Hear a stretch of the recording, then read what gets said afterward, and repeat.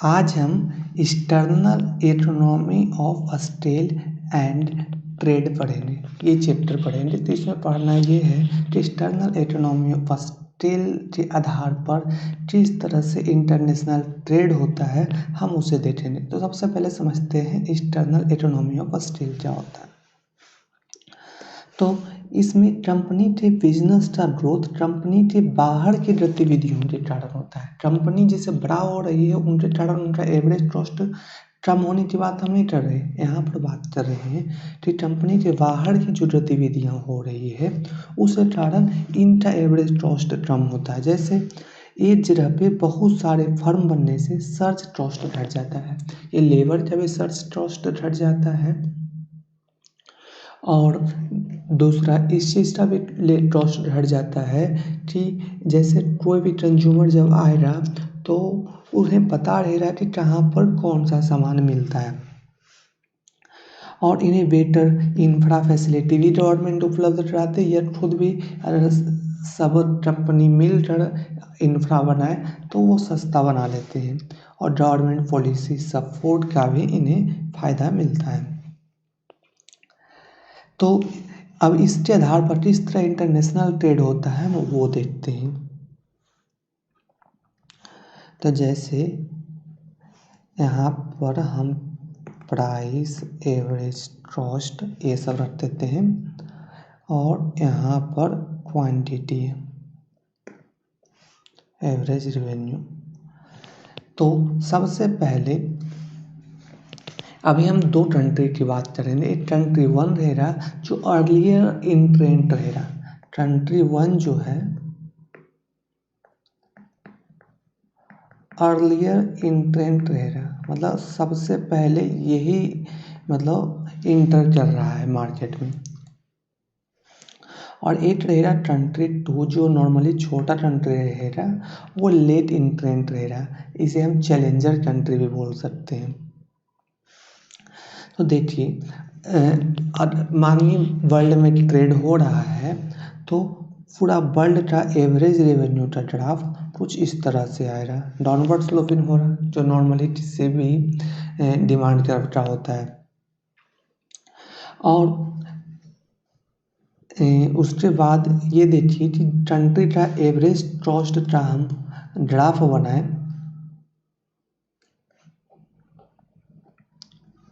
तो कुछ इस तरह से होगा, मतलब जितना ज़्यादा प्रोड्यूस करते जाएंगे कॉस्ट उनका उतना कम होते जाएगा। अब कॉस्ट क्यों कम हो रहा है? क्योंकि उन्हें एक्सटर्नल इकोनॉमी ऑफ स्टील का फ़ायदा मिल रहा है। बहुत किसी देश में बहुत सारा कंपनी लग रहा है सेम टाइप का, तो उन्हें सेम टाइप का इंफ्रा जरूरत पड़ेगा तो और उन्हें सस्ता पड़ेगा कॉस्ट, तो वो एवरेज कॉस्ट उनका कम होते जाता है। उसी तरह से तो यहाँ पर हम देख सकते हैं जैसे ये माने हमारा एवरेज कॉस्ट है कंपनी वन का, तो देख सकते एवरेज रेवेन्यू और जहाँ पर एवरेज रेवेन्यू और जहाँ पर एवरेज कॉस्ट कट करता है वही हमारा इक्विलिब्रियम होगा। यहाँ पर नॉर्मल प्रॉफिट की बात कर रहे हैं क्योंकि अब नॉर्मल प्रॉफिट रहेगा तो फिर से कंपनी इंटेंट उसी देश का नया कंपनी इंटर कर जाएगा। तो यहाँ पर नेट होता है एवरेज रेवेन्यू बराबर एवरेज कॉस्ट। यहाँ पर हमारा इक्विलिब्रियम है। प्राइस हम देख सकते हैं P1 है। तो यहाँ पर एक चीज़ यहाँ पर ये विजुलाइज कीजिए, अब कंट्री वन यहाँ पर एंट्री आसानी से नहीं कर सकता है। क्यों नहीं कर सकता है ये समझने की कोशिश करते हैं। जैसे मान लेते हैं ये कंट्री टू है, ये कंट्री टू है तो AC2 है। तो अब देखिए सबसे पहले हम बोल रहे थे कंट्री वन जो है वो अर्लियर इंट्रेंट है। तो देखिए जो कंट्री टू जब शुरुआत में एंट्री करेगा तो उनका कुछ एवरेज कॉस्ट कुछ इतना पड़ेगा, तो उन्हें मिनिमम इतना प्राइस चाहिए तभी ना वो प्रोड्यूस करेंगे। लेकिन इसी समय में हम देख सकते हैं कंट्री 2 जो है वो 8 यूनिट एक्स्ट्रा प्रोड्यूस कर दे रहा और अपना एवरेज कॉस्ट कम कर दे रहा। तो यहाँ पर कंट्री 2 जो है वो एंट्री नहीं कर पाएगा। तो अब आगे क्या हो रहा, इसके लिए स्ट्रेटेजिक पॉलिसी इनिशिएटिव अपनाना पड़ेगा दूसरे देश को, जो लेट एंट्रेंट है, जो चैलेंजर कंट्री है, उन्हें स्ट्रेटेजिक पॉलिसी इनिशिएटिव बनाना पड़ेगा जिससे उन्हें बड़ा फायदा हो। तो उसके लिए उन्हें ये करना होगा कि चैलेंजर कंट्री जो है उन्हें मतलब फुल क्वांटिटेटिव रेस्ट्रिक्शन लगाना होगा, मात्रात्मक रेस्ट्रिक्शन लगाना होगा। मतलब कोई दूसरा देश का जिस कमोडिटी में ये चाहते हैं एक्सटर्नल इकोनॉमी ऑफ स्टील का फ़ायदा उठाना, उस क्षेत्र में उस सेक्टर में क्वांटिटेटिव रेस्ट्रिक्शन लगा देंगे। जो छोटी कंट्री है वो कंट्री जो चैलेंजर कंट्री है वो क्वांटिटेटिव रेस्ट्रिक्शन अपने देश में लगा देंगे। और यहाँ पर हम ये मान कर चल रहे हैं कि कंट्री 2 जो है मोर इफिशिएंट प्रोड्यूसर है, जैसे साउथ कोरिया की तरह। कंट्री 2 जो है वो मोर इफिशिएंट प्रोड्यूसर है जैसे साउथ कोरिया की तरह, मतलब ये कर सकता है बेटर इफिशिएंसी के साथ प्रोडक्शन कर सकता है। लेकिन कोई बेटर इफिशिएंसी के साथ प्रोडक्शन करेगा तो शुरुआत में कॉस्ट हाई ही रहेगा। तो मान लेते हैं हमारा कॉस्ट कुछ ये है, ये कॉस्ट फंक्शन का ग्राफ है, एवरेज कॉस्ट 2 फंक्शन का ग्राफ है। तो जब क्वांटिटेटिव रेस्ट्रिक्शन लगाएगा वो कंट्री, तो ये मानिए A2 है और ये A1 है। इनिशियल एवरेज कॉस्ट पहला कंट्री का A1 है और दूसरा कंट्री का A2 है। तो शुरुआत में क्वांटिटेटिव रेस्ट्रिक्शन है, तो शुरुआत में कंपनी हायर प्राइस A2 से चार्ज कर सकता है। फिर जब देखेगा कि एवरेज कॉस्ट उसका कम हो रहा है आउटपुट बढ़ाने से, तो वो अपना प्राइस कम करते जाएगा। धीरे धीरे वो इस Q2 पॉइंट पे P1 प्राइस पर वो आ जाएगा। उसके बाद वो Q2 क्वांटिटी पे अपना इकोनॉमी को ओपन करेगा। तो ओपन करने से इनके पास वास्ट मार्केट मिलेगा। ये अपना कमोडिटी को बाहर भी सेंड कर सकते हैं और बाहर का देश इनके देश में भी मतलब सेंड कर सकते हैं मटेरियल को, कमोडिटी को सेंड कर सकते हैं। तो शुरुआत में ऐसा देखा जाएगा कि इनको शुरुआत में ऐसा हो सकता है कि मतलब इन्हें P1 प्राइस पर ही इन्हें भी सेल करना पड़े, क्योंकि दूसरे कंट्री का कमोडिटी भी इनके कंट्री में आएगा। तो हो सकता है कि इनका एवरेज कॉस्ट बढ़ जाए, ऐसा हो सकता है। लेकिन हम देख सकते हैं अगर P1 प्राइस से ज़्यादा मतलब अगर Q2 क्वांटिटी से ज़्यादा ये प्रोड्यूस करते हैं तो उनकी एवरेज कॉस्ट घट जाएगी। और एक समय के बाद ऐसा ये आएगा कि मार्केट में सारा लोग समझने लेने कि कंट्री 1 का दिन गया, अब कंट्री 2 का दिन आया है। तो हम इसका अगर एग्जाम्पल देखना चाहें तो ये साउथ कोरिया जो है वो ट्राइबल पॉलिसी अपनाया था। एक पॉलिसी बोलते हैं ट्राइबल पॉलिसी। ट्राइबल पॉलिसी मतलब होता है, ट्राइबल जो साउथ कोरिया लैंग्वेज में होता है सिलेक्टेड वन, इसका मतलब होता है सिलेक्टेड वन।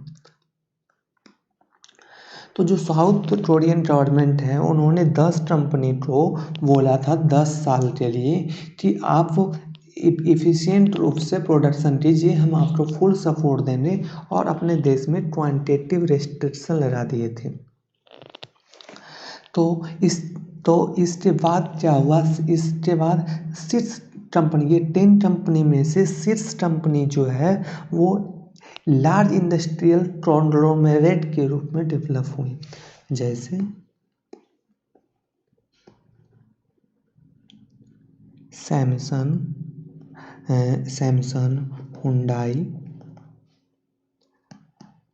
LG, लोटो, ये सब टाइप नाम कंपनी आप सुने ही होंगे, ये सब डेवलप हुए, ये लार्ज कॉन्ग्लोमरेट बन रहे। टोटल 6 कंपनी इस तरह से बनता है। तो लेकिन यहाँ पर देखिए ट्रैवल में साउथ कोरिया का गवर्नमेंट बोला था कि आप 10 साल के अंदर आप 10 साल तक आपको सपोर्ट देंगे। अगर आप 10 साल के अंदर आप सफल नहीं हो पाते हैं, एफिशिएंट प्रोड्यूसर नहीं बन पाते हैं, मतलब आप P1 प्राइस, आप एवरेज कॉस्ट अपना P1 से कम नहीं कर पाते हैं, तो वो दूसरे को यही सपोर्ट देंगे, किसी दूसरे को वो टॉप 10 कंट्री में एंट्री होगा। तो यहाँ पर एक सनसेट क्लॉज है, तो इसका फ़ायदा साउथ कोरिया को काफ़ी मिला। अब हम एक कॉन्सेप्ट होता है डायनेमिक एक्सटर्नल इकोनॉमी, एक कॉन्सेप्ट होता है डायनेमिक एक्सटर्नल इकोनॉमी। ये क्या होता है ये समझते हैं, लेकिन उसके पहले एक बात ये समझते हैं कि यहाँ पर हम देख रहे थे कि कंट्री 2 जो है वो यहाँ पर कंट्री 2 ने अपने देश में क्वांटिटेटिव रिस्ट्रिक्शन लगा दिया है। लेकिन ऐसा भी तो हो सकता है कि ये जो एआर रेवेन्यू जो वर्ल्ड का है वो अब यहाँ पर कंट्री 2 के लिए जब क्वांटिटेटिव रिस्ट्रिक्शन लगा हुआ है, एवरेज रेवेन्यू खुद अपना देश का सिर्फ हो रहा, मान लीजिए एवरेज रेवेन्यू उस देश का AR2 है, तो हम देख सकते हैं ये कंट्री सपोर्ट ही नहीं कर रहा है टू प्रोडक्शन के लिए। तो यहाँ पर ये एजुम्सन है कि जो AR रेवेन्यू है, AR रेवेन्यू जो है वो डोमेस्टिक AR रेवेन्यू जो है इतना एनफ है कि वो Q2 को सपोर्ट कर रहा है, मतलब AR यहाँ पर कट कर रहा हो रहा है या तो यहाँ कंट्री 2 का AR यहाँ कट कर रहा हो रहा है या तो यहाँ कट कर रहा हो रहा। तो इस थ्योरी में ये एजुम्सन मानकर चला गया है। तो इसी कारण से जैसे इंडिया जैसे कंट्री में बोला जाता है कि 1991 में जो 1991 में क्या हुआ है इंडिया में कि देश जब ओपन हुआ तो यहाँ पर इलेक्ट्रिकल अप्लायंसेस इस सब का प्राइस कम हो गया, क्योंकि बाहर से आसानी से उपलब्ध होता था और वो सर्विस लेड ग्रोथ एरिया में बहुत सारा इन्वेस्टमेंट आया। तो जो इंडिया के टॉप 10% जो लोग थे जो सर्विस सेक्टर में थे उन्हें बहुत ही फ़ायदा हुआ और इसके कारण वो और डिमांड करने लगे। तो ये हमारा देश अब लगभग 2015 तक ये 25 सालों तक तो ग्रोथ करते रहा। अब ऐसा बोला जाता है कि ये जो वेव है वो समाप्त हो रहा है, तो अब नई वेव लाने के लिए जो ये 10% लोग अब बेनिफिटेड हुए हैं, अब इसे बढ़ाकर 25% लोड को इंक्लूड करना पड़ेगा। मतलब टायर 1 सिटी और टायर 2 सिटी जैसे पटना, ये सब सिटी के लोड को टारगेट करना पड़ेगा कि इनका परचेजिंग पावर बढ़े, तभी तो इंडिया जो है यहाँ इस T2 क्वांटिटी तक सपोर्ट कर पाएगा। हमारा एवरेज रेवेन्यू जो हो रहा है वो T2 क्वांटिटी तक सपोर्ट कर पाएगा। जैसे यहाँ पर एक उड़ान स्कीम इंडिया में चलता है, मतलब ये उड़ान स्कीम चलता है, ये छोटी एरोप्लेन के लिए स्कीम है। तो यहाँ पर क्या होता है कि 80 सीटर तक का जहाज मतलब एरोप्लेन डोमेस्टिक एयरलाइंस यहाँ पर होता है। तो इसमें क्या होता है ये समझिए कि जैसे उड़ान स्कीम है, तो जैसे मानिए कोई बाहर का कंट्री का कोई एरोप्लेन बनाने वाले इंडिया में आएंगे, वो देखेंगे कि इंडिया का खुद का अगर परचेजिंग पावर मानिए इतना है, मानिए AR2 है, मतलब यहाँ तक सपोर्ट Q2 क्वांटिटी तक सपोर्ट करता है। तो मानिए जो विदेश अमेरिका का मानिए कोई एरोप्लेन बनाने वाला कंपनी आएगा जो छोटा एरोप्लेन बनाता है, तो वो देखेगा कि यहाँ तक तो हम 20 क्वांटिटी तक इंडिया में सपोर्ट मिल रहा है छोटी एरोप्लेन में, तो उसके बाद हम यहाँ पर एक्सटर्नल इकोनॉमी ऑफ स्टील का और फ़ायदा उठाएंगे। उसके बाद इंडिया से बाहर भी एक्सपोर्ट हो रहा वो बना कर एक्सपोर्ट करेंगे। लेकिन इंडिया में हम देख रहे हैं कि सेकेंड वेव फर्स्ट वेव यहाँ पर लगभग सैचुरेटेड हो चुका है, तो अब सेकेंड वेव आएगा तो और नेक्स्ट लेवल पर हम सब जा सकते हैं डेवलपमेंट में। अब हम डायनेमिक एक्सटर्नल इकोनॉमी के बारे में समझते हैं। तो डायनेमिक एक्सटर्नल इकोनॉमी बोलता है कि मतलब अगर आप प्रोडक्शन कर रहे हैं, जैसे कंट्री वन जैसे ये प्रोडक्शन कर रहा है तो एवरेज कॉस्ट कंट्री का ये हो रहा था और ये एवरेज रेवेन्यू वर्ल्ड का था। अब देखिए प्रोडक्शन कर रहे हैं तो प्रोडक्शन के साथ लर्निंग एक्सपीरियंस आता है और लर्निंग एक्सपीरियंस से और या R&D पर और R&D पर और रिसर्च करने से, R&D पर खर्च करने से क्या होता है, लर्निंग करते हुए हमारा एवरेज कॉस्ट एवरेज या टेक्नोलॉजी इम्प्रूवमेंट हो जाता है। क्योंकि हम उसको सीखते हैं तो हमारा एवरेज कॉस्ट ही चेंज हो जाता है।